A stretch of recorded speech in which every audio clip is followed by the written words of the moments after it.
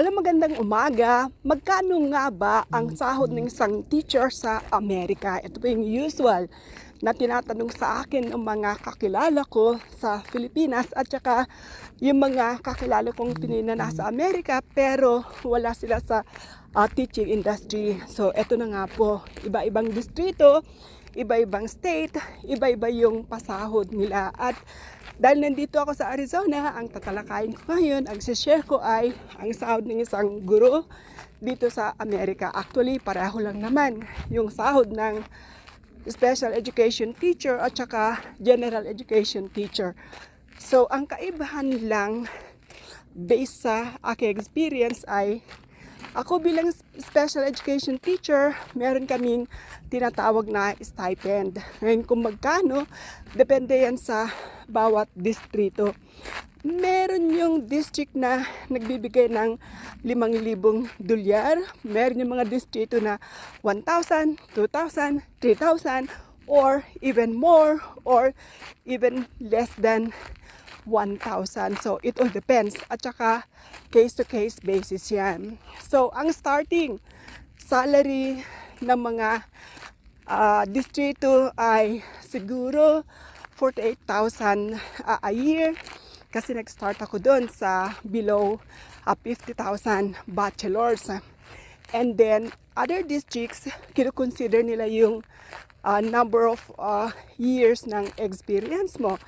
And then, yung mga iba naman, lalo na pag unang taon mo pa lang or baguhan ka sa distrito nila, hindi nila kino-consider yun. Kasi nga, considered as bago, newbie kumbaga. So, they do not consider your year of experience. Pero sa iba, kino-consider yun as long as may mga dokumento pirmado na nagpapakita na yun ang bilang ng taon ng iyong pagtuturo. Pag may masters naman, umaabot ng 50 to maybe 60.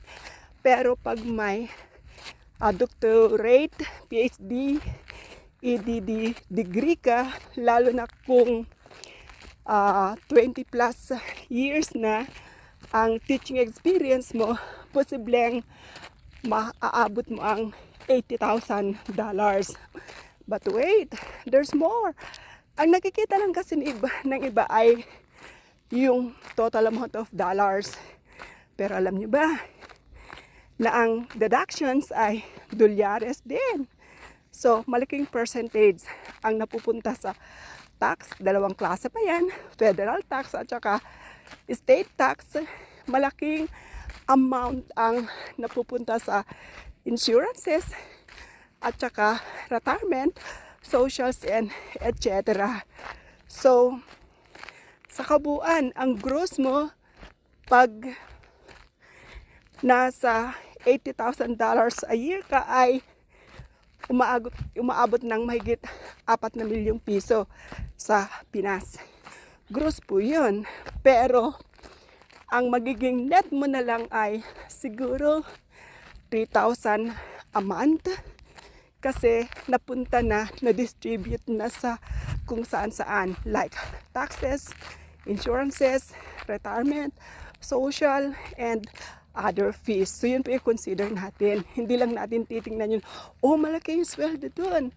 Aabot ng $50,000 and then you convert it into pesos, or aabot ng $80,000, you convert it into pesos, may get 4 na milyon. No, consider also the deductions and the cost of living po. Bye!